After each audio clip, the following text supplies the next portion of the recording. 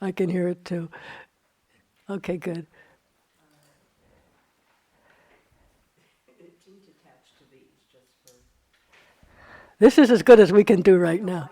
I understand. Yeah, yeah, yeah.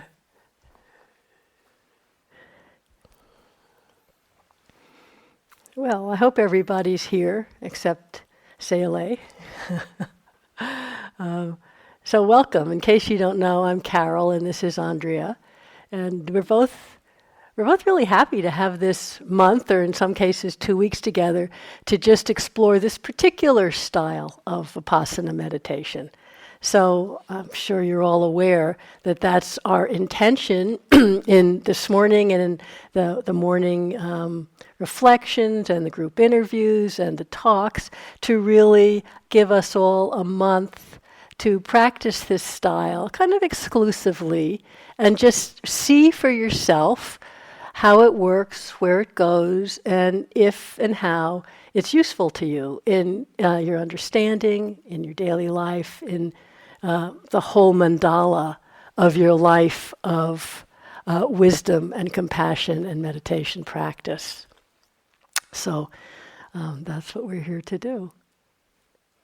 Anything yet? She'll say. She'll wait. I'm going to talk and then she'll fill in all the myriad gaps that I leave. I had notes, but I brought my wrong glasses, so I can't read them. So that's how it goes. So probably, no, it doesn't work, thanks. It's got astigmatism. I can't change. Probably most of you know that the way, at least the way I talk about this particular style of Vipassana, I learned a lot from Sayadaw U Tejaniya, but then influenced through my own practice, same with Andrea. And I just want to say from the start, many of you are familiar with this, many of you not. It's simply another angle of our Satipatthana Vipassana mindfulness wisdom practice. So please don't be setting up in your mind, this is somehow different from Satipatthana, or this way is better, or that way is better, or that you even have to compare. There's many, many different styles and angles to come in on the Satipatthana foundations of mindfulness, leading to wisdom, compassion, freedom of heart and mind, many different ways. This is simply one way. And in my experience of this and all the different ways I've practiced, the way I really learn the best is to really dedicate a period of time in my life to practice in a particular style, more or less exclusively. For me, I'm not talking a month, I'm talking years. But we'll start with a month, because that way you really see the ins and outs, what's supportive, what isn't. If we practice 2 weeks and think, oh, that doesn't work, I get much more concentrated this other way, so to hell with this. And we slide out of the difficult, uncomfortable places and back to where we're comfortable. And you may think you're not comfortable with noting, but it's, if that's how you've been practicing. But whatever way you've been practicing becomes familiar. And the difficult aspects become familiar.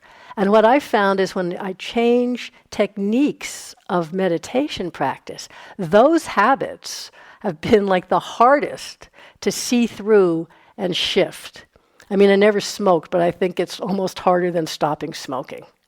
So to stick with it for a while, we don't have to push, we just have to keep coming back to this style, and then we start to see where it goes, and we see different things than we see with other styles, and they end up complementing each other, really. So just want to put that out so you don't have to let your mind get into a right or wrong, good or bad, better, worse kind of thing. Just explore and see where it goes. So this morning we basically want to be practical and just explain how to do it. I give a little overarching, little bit, not much theory, but practical. So this is not from Abhidhamma way of talking about things, but really kind of experiential. It's one of the ways U Tejaniya would describe, but I find it helpful. So really what we're cultivating here is the steadiness of mindfulness, steadiness of awareness on any experience whatsoever. We're not cultivating the steadiness of any particular experience. It doesn't matter what we're aware of. We'll get there. So one way you could talk about experience, we're talking about it, is that there's two sides of any moment of experience. A moment of experience we're talking about is any sense door contact. Seeing, hearing, smelling, tasting, touching, thinking, emotion, the mental, right? I'm assuming you're all familiar with these things, the 6 sense doors. So we tend to call that the object, seeing, or feeling a sensation. And at the same time arising with it is the mind, right?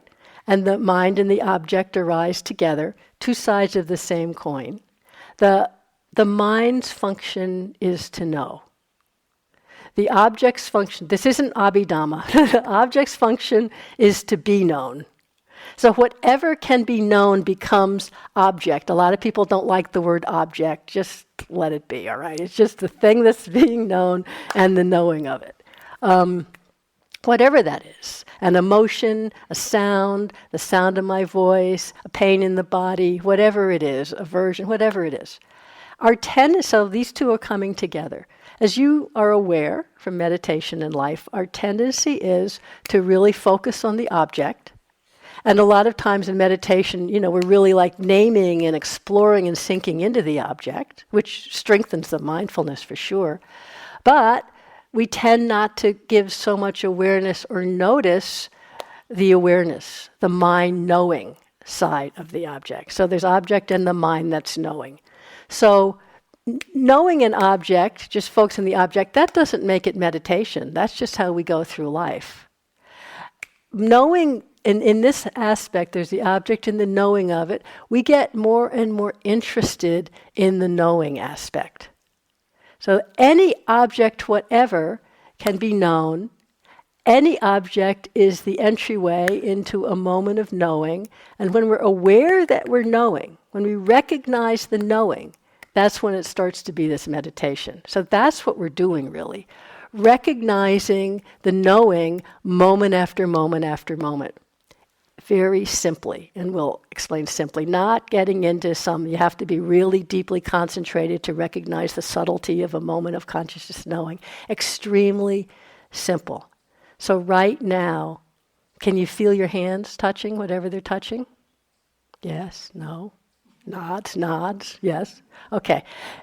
When you probably was feeling that before, but when I said that, did you recognize the difference about becoming aware of that sense of touching? No, yes. Yeah. I mean, you could say no, just something. Say something. That's the difference. It's not a big difference, is it?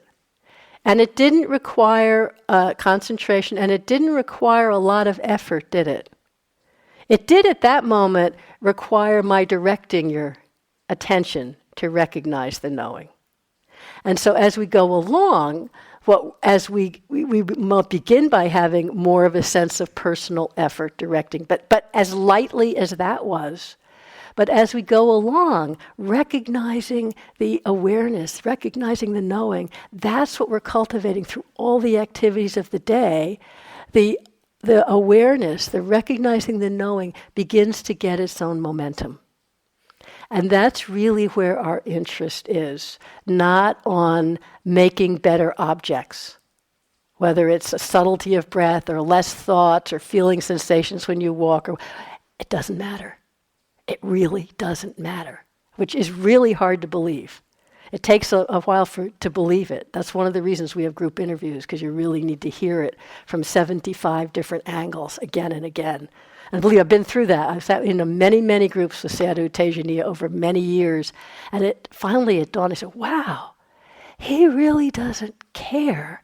Someone comes in and they're reporting this incredibly subtle experience they were aware of.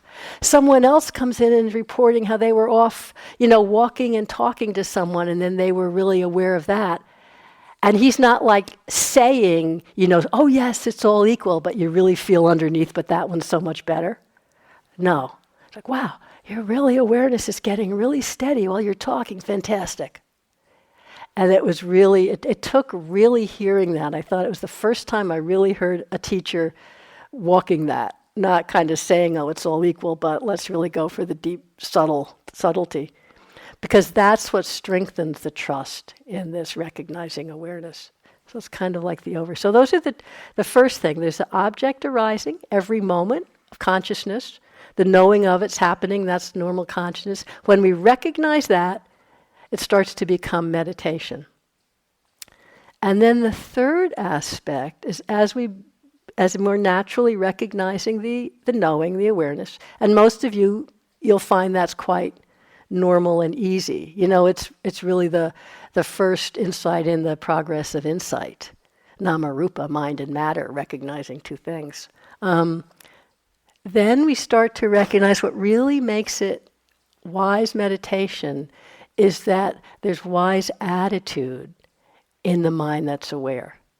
So as we start to recognize awareness, like when I say touch your hands, just very simple, but there will be qualities, mental factors in the mind that's aware. So as we become more aware of the knowing, of the awareness, then we also start to recognize if the awareness is flavored with greed or aversion, or if there's like a wanting going on, or if there's a balance with wholesome or unwholesome. You don't have to name it, but we start to recognize that. So again, when I say feel your hands, and you feel, again with the hands, you might notice that certain quality of impatience. You have to name it, but you'll feel the tension, the tightness that lets you know there's klesha there, torment there. And recognizing that, of course, that becomes the next object, not a problem, but the next object. Recognizing it, again, we're back in awareness.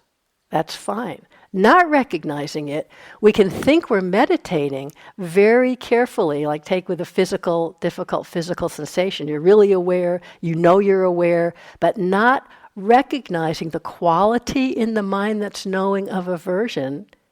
I bet you've all had sittings where you, at the end of the sitting, like I was really with that pain the whole time.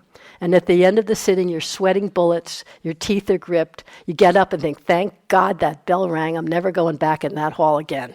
There was a certain tinge in the mind that was unrecognized. You could call it aversion in the quality of awareness. So that becomes the third thing that we're noticing. I know that's a lot of information. We keep talking about that as we go along. So I'll just do a simple thing and then Andrea can add in. Just simply how we're doing it. So as I said, it's not so much that we're trying to direct the attention to a specific experience. It's a very more receptive quality of attention that is recognizing what's happening by itself. So the first instruction we always give is relax. Not do relaxing, but just relax. So here you just would notice, let the body be how it is, and feeling it. Awareness of feeling it. Whatever's going on in the mind, in the heart, the weather system in there, relax. Just noticing it. Not trying to fix it, not trying to do something, but what's occurring and awareness of it. It's just like that. Relax. And I will say, well, I'll do this and then later. So we're basically, as we go through the days, developing an awareness that can just meet whatever's occurring rather than starting from the side of objects and trying to fix the object so it's easier to notice. We're just letting life live itself, so-called internally, so-called externally. Because anything that can be known is an object. And you'll see that includes all our mental states and physical experiences and seeing and hearing and the environment.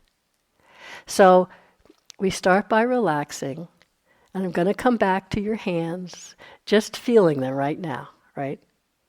So as you feel them, did you do that? Was that very simple, or did you notice now that it's the third time that you tried a little bit harder? I don't know if you did or not, but notice if there's a difference. And so right now as you're sitting here, just letting the sensations that you feel in your hands. What do you feel? Anything. I know you're not allowed to talk in here, but say something, anything. Tingling, okay, good. What else is occurring that's easy to notice right now? Not focusing in on the hands, but becoming aware that there's other stuff happening, just naturally. Is there anything else that the hearing? Yeah? What? Trying. Good, great. Anything else? Breathing, yeah, noticing breathing. Whatever else is occurring. Hearing. Pressure, okay, good, good. Like I notice kind of like the temperature in the room. Yeah, whatever. Do you get a sense of how these other things are also occurring and easy to know at the same time, or you're feeling the sensations of hands, but you don't have to narrow in on it. You don't need that kind of focus. You feel the hands and then very naturally, you're aware of breathing. You're aware of the hearing. Or you feel a coolness. Or you notice you're trying. Or you're feeling bored. Or you notice you're thinking. All of that is part of the steadiness of awareness. Whereas in other forms, it might be we try to not notice that and come back to the hands so we can really stabilize on the one object. Here is this relaxed attention. You notice whatever's occurring. I just picked the hands. And then whatever presents itself, just life living itself in a very simple way. That quality of relaxed, receptive knowing and recognizing the knowing is kind of the way we start this practice. Whether you're sitting, whether you're walking, whether you're eating, whatever you're doing. So that quality of effort, do you start to get how it really isn't, the only effort is just to remember what's awareness noticing now. That is a little bit personal effort. In the beginning it is. As it gets momentum, the mind starts to remember by itself. You all know that. But a little bit personal effort, what's happening now? And when you feel a sense of struggle, which you will, that at least that's a key to notice what's the quality in the mind that's knowing right now. You could feel like someone said pressure. You can feel that. You don't have to get rid of that. That's the next arising experience, pressure. So it's this really simple, non-striving quality of effort, but where the real wise effort comes in is in the perseverance. This isn't just in sitting. This simplicity of effort, of just recognizing what's happening, is every moment of the day. There really isn't any activity, and we mean this, that is somehow more privileged or more important to remember awareness, and not some that's less, right? Would you agree? Stop me if I say something you don't agree with. And so we use the sitting, we use the walking, because they're simple activities, but we're not privileging them. It could just as important as your work meditation, just as important as if you're taking a walk. And this, I was just teaching a retreat like this at the retreat center with Alexis, and he kept saying, and at first I thought he was overdoing it, I have to say, but then I really saw how it helped people. So he was going on the first days, he's going, relax. He's like, really relax. If you're tired, sleep. Sleep as much as you need to. And he kept saying it until finally I said, enough with the sleep already, Alexis, But he was really saying, and after the third day, there were people that were like, oh my God, I never let myself rest at the beginning of a retreat. I was always pushing, and now that I'm rested, I'm so much more interested. I'm so much more present. So I'm saying that. You all just arrived. If you need to rest, rest. When you wake up, here's awareness again. Something just went through my mind. I needed to say. I can't help you with that. Resting. Relaxing. Effort before. Oh well.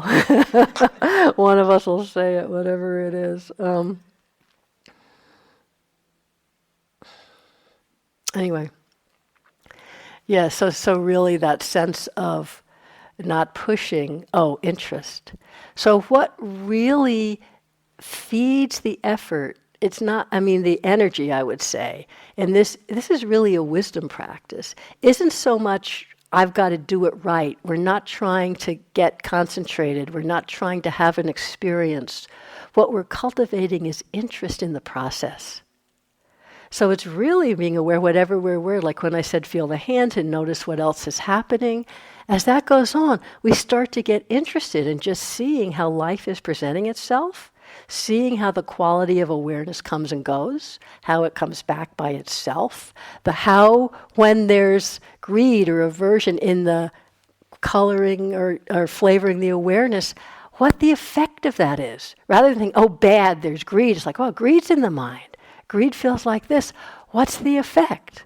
Noticing, for example, if everything shrinks, if there's a lot of tension, if you don't notice other things, if you get into a sense of struggle, or you love it, it feels really good. You go out and say, yeah, greed is good. I'm going to go take a walk and whatever. You just keep watching what's happening rather than trying to make what's happening fit your idea of what should be happening. I think I'll let you talk for a little bit.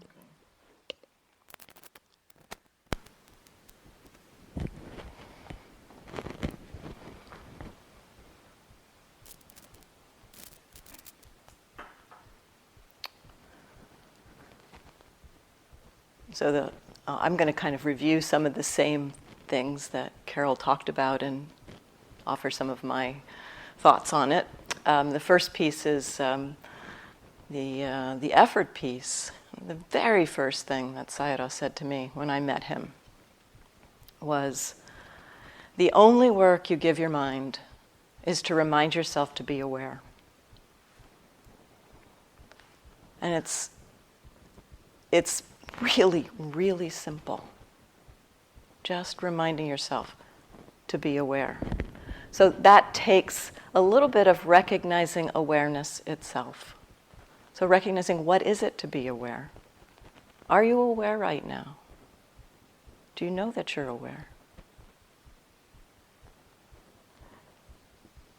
You may not exactly know how you know that you're aware. Because often, initially, at least for me, I could say, yeah, I know I'm aware, but I don't really know what that is. What is that experience of being aware? And I would get all like tied up into knots with that. And Sayadaw helped me to just recognize, just knowing that I know I'm aware, that's enough. That's all that you need to do. Over time, what I've found is that as I recognize, yes, I know I'm aware, over and over again, many, many times, I know I'm aware, there begins to be a sense and an understanding of what it is. What is that experience of being aware?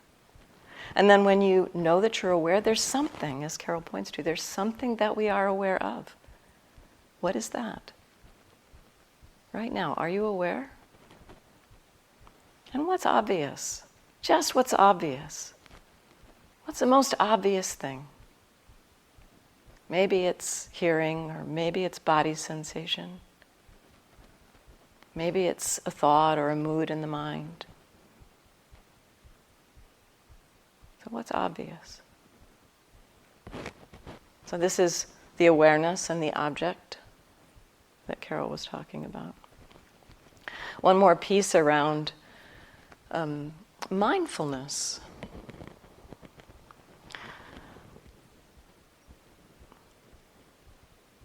When I first started practicing with Sayadaw, I kind of had the idea at times that if I didn't have control of what I was paying attention to, that if I wasn't making that choice, if I wasn't deciding to pay attention to the breath or to pay attention to hearing, then I wasn't being mindful. And so that is not true, actually. This factor of attention that Carol was talking about, what we turn our attention to, or where attention is, that's a factor in the mind. The attention aspect is a factor in the mind. And the mindfulness is a different factor. We can recognize this in a way, in a very obvious kind of experience, that if we're walking around and we're not mindful, we're thinking about something, or our mind is engaged not in what we are doing directly. But we're walking around the building, and we're not like walking into walls, and we're going through doors, and we're finding our way. So something is paying attention. There is an attention happening there, but we're not doing that. And we're not mindful either. so there's the so we can see from that example that attention is a different thing from mindfulness. And when we become mindful, we can become aware of what attention is naturally or already knowing. Whenever mindfulness arises, whenever there's mindfulness, it can simply recognize, where is attention already? We do not have to choose something else to pay attention to. Again, it really doesn't matter. It does not matter. The main thing is cultivating that steadiness of the mindfulness, of the awareness.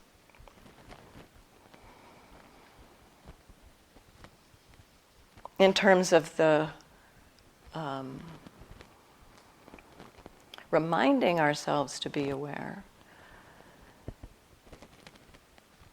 Sayadaw would sometimes encourage a little bit of, just kind of checking, am I aware? Maybe or maybe not using a question in the mind. Maybe just aware.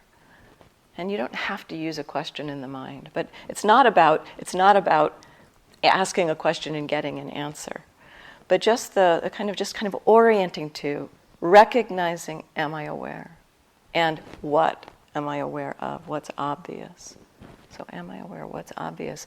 Initially, the personal effort that it takes to kind of get the engine going, it may be that we have to remind ourselves a little more frequently. So in terms of that effort, the only work we give our mind to remind ourselves to be aware. At the beginning, we probably have to remind ourselves a little more frequently. It's like getting an engine going. It's like getting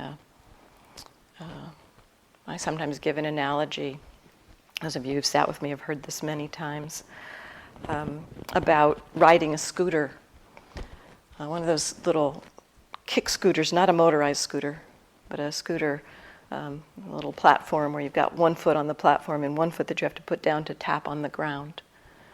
And that initially, to get the scooter started, you have to tap, tap, tap, tap pretty frequently to get the momentum of the scooter going.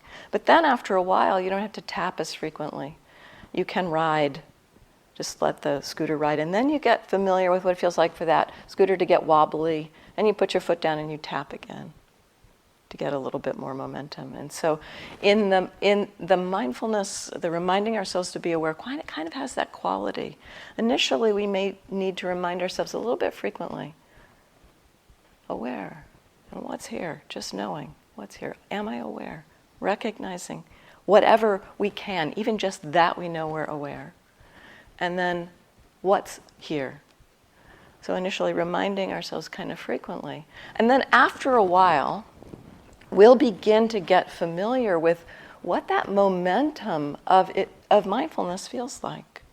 What it feels like to have the mindfulness kind of rolling, like the scooter rolling for a little while.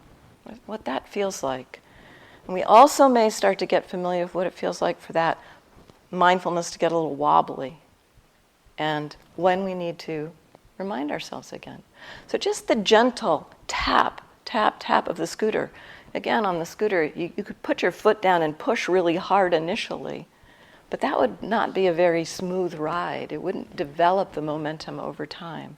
Just tap, tap, tap, tap gets the scooter going. And likewise, with our mindfulness, just a gentle, just enough for this moment. Right now, just this moment. Are you aware? And what? Of what? Really simple. Really simple. And then around the noticing the attitude or the relationship to the experience, that other piece that Carol mentioned. What I'll offer there is a kind of, I'd say, 4 basic flavors of attitude. There's 3 that are really, really familiar. They're related to mind states based in greed, aversion, and delusion. And so these 3 are what, if they're not noticed, if they are behind the scenes and not noticed, we are essentially reinforcing greed, aversion, and delusion. And if we become aware of them, they can be simply known. Then they no longer function as that kind of kilesa, the torment of mind that Carol mentioned. They just become another object. And as we've been saying, it doesn't matter what the object is. Knowing, oh, greed is arising. That is being aware of the object of greed. Aversion is arising.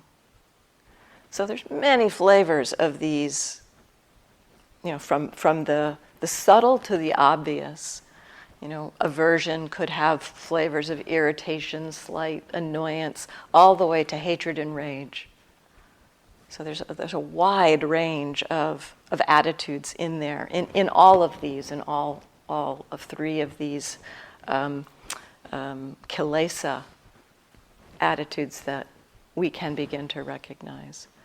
The 4th flavor of attitude is what I'll just call overarching as balance of mind. And this is what Sayadaw calls wise attitude. The kind of mind that is okay with whatever is arising.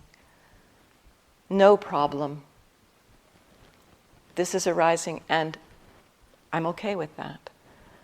And so initially it may be that we notice an attitude, or we're noticing some pain, we notice an attitude of aversion, but then we can know, oh, there's a pain and I don't like it. Oh, I can be okay knowing that. And so essentially we get to know wise attitude by seeing all of the stuff that's in the way of wise attitude. So just recognizing, again, the curiosity, what's here right now? What's here? And just recognizing it, that's the next thing. That's what's obvious in that moment, whatever that attitude is. Now this balance of mind attitude also has a different flavors to it. It might be experienced or felt simply as okay. I'm okay with that. Might be felt as kind of an equanimity, a balance. Might have a quality of curiosity. Might be a flavor of allowing or acceptance. Might have a flavor of metta, of friendliness or compassion. And so even that balance of mind has many different ways that there may be other qualities in the mind. And so when there's that okayness, it's like, oh, what's okayness like? Not to jump over that either. It's like, that's the next thing too. This is what okayness is like. And as we open to that, we may notice, oh, contentment, that's here too. As Carol pointed out, that as we become aware, we begin to see other things that are here also. So noticing that okayness, we might also start to become aware of other flavors in the mind, other beautiful qualities, other beautiful flavors in the mind.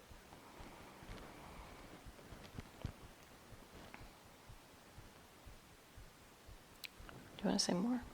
Maybe something about sitting. Why don't you just Sitting? just tell them that they'll try to do something. Sitting and walking. Oh, sitting and walking. We should talk about walking. Why don't you say something about sitting, because I'm not sure what you're pointing to.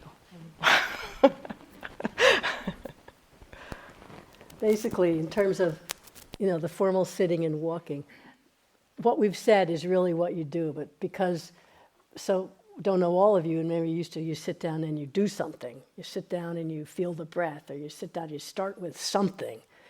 And here it's not so much that. Same in the walking, really. So it's exactly as Andrea was describing. You just sit and walk and be aware of what naturally presents itself. And we're aware, we realize, in the beginning when I was working with Tejani, he would never give any other instruction. And sometimes the energy's too low and you're just lost, right?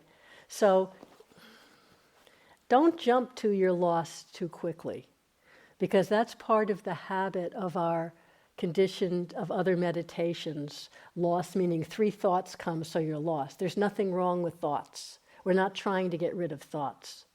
So I should say generally sit down and notice what presents itself. Whether it's you feel the physical, relax into that. Whether it's a mood, you're aware of hearing.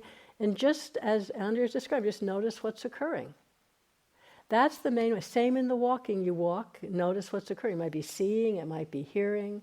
A lot of times I'd be walking at Shui Yu Min and think, I'm just walking and thinking about stuff. What the heck, am I doing this for? Because I used to focus. But it takes a little more time, and a kind of a stability comes. When we talk about samadhi, we're used to thinking of it as kind of more brittle and focused in on one thing. It has like a stiffness to it then. This is a different, much more flexible kind of flexibility of mind. You can actually start to feel it, where whatever's occurring is not a distraction. In my experience and many others, it takes longer for that to be recognized, to cultivate. And our tendency is to take blame and think, I'm not getting some kind of result, I got to focus more on the breath, I'm lost. That's our habit. It's going to take some time to trust.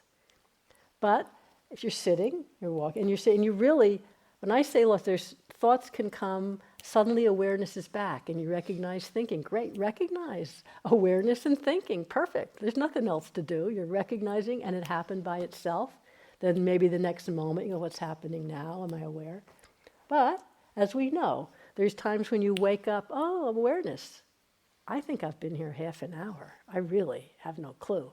Awareness of thinking. Boom, another half hour. Awareness of thinking. Okay, at that point, then it might be useful to just let the awareness connect with something very obvious and tangible and simple that's occurring already. That might be breath. It doesn't need to be breath. It could be hearing. It could be the sensations of your hands. It could be just the body. But that's a little bit of a choice of directed attention, really receptive, but connecting. Let the attention connect with something obvious and re-recognize awareness just for a moment. And then notice whatever happens next, right? You get a sense of that. It's the same in the walking. I found walking easier than sitting in terms of my meditation habits. So the same in the walking. If you really realize you're waking up out of thinking you really don't know what's going on, feel your body, feel your feet, be with hearing. Direct the attention just for a moment with awareness to what's already occurring, and then re-recognize what's happening in the next moment. Same with moving through the day, right? Same with moving through the day. And the one thing I just want to say about moving through the days, notice the schedule is, the Forest Refuge schedule isn't such a schedule, but we would have done that anyway. So rather than sit because it's time or walk because it's time, notice we make choices. If there's kilesa in the mind and you don't know it, that's driving the choice. I sit because I'm aversive to walking and there's nothing else to do but sit. No, that's why you're doing it. When you get up from sitting, notice what's going on in the mind. Is it boredom? Is it aversion? Or the skillful means, what's helping me balance the awareness right now? If you're sitting and you're too tired and it's hard to recognize awareness, then out of skill, you stand up. That helps refresh the awareness. You walk, that helps refresh the awareness. You're getting stale, you're getting lost, do some lying down, go outside and walk. But it's always checking what's going on in the mind and what helps refresh the awareness, which can be any activity. That's really what we're... I'll say a little bit more about the schedule and the talks and stuff like that, the groups. And, but also just yeah, 'cause I don't want too much. I know. Okay, yeah, a couple things about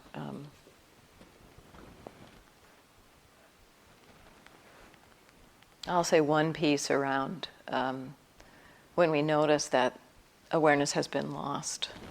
That moment when we notice, I mean, often, as Carol says, the orientation is to noticing that we're lost.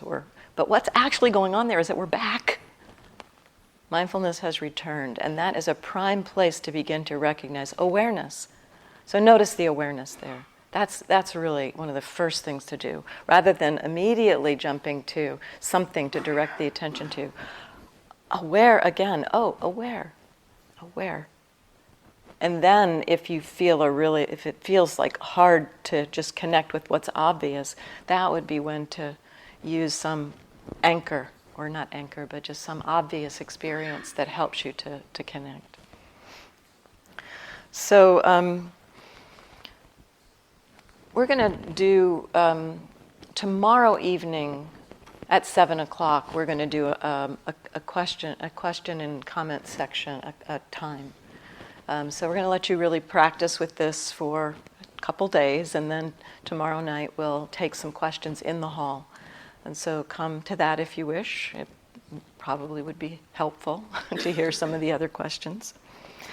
So that'll be at 7 p.m. tomorrow night, and we'll post a note about that. And then we'll start the interview groups, the practice discussion groups on Monday. So today and tomorrow are really days to settle in, and then there'll be 2 groups on Monday, and you'll each have one group Monday, Tuesday, or Wednesday, and then another group Thursday, Friday, or Saturday. So 2 groups during the week. The group meetings are the main opportunity to have discussion with us, and if there's something that you feel you aren't comfortable sharing in the group, or that you feel like you need a one-on-one meeting for a personal reason, leave us a note. We have some time that we can offer some individuals. Not a lot, but we have a few times. But that's how we'll handle that. We're not going to put sign-ups up on the board. We're going to respond if you leave us a note. And so leave us a note if you need to see us for an individual meeting. Is that it for?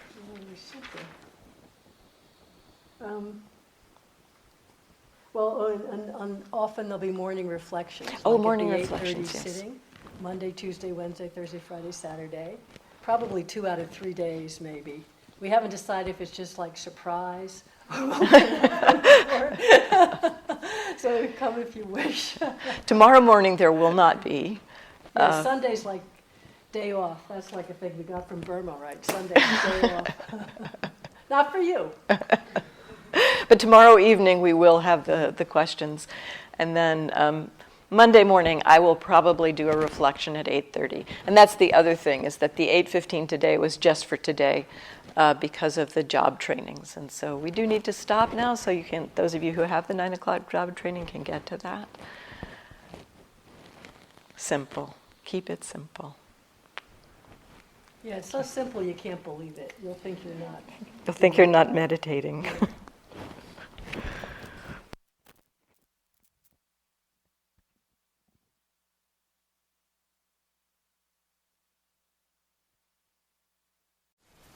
Thank you for listening. To learn how you can support the teachers and Dharma Seed, please visit dharmaseed.org/donate.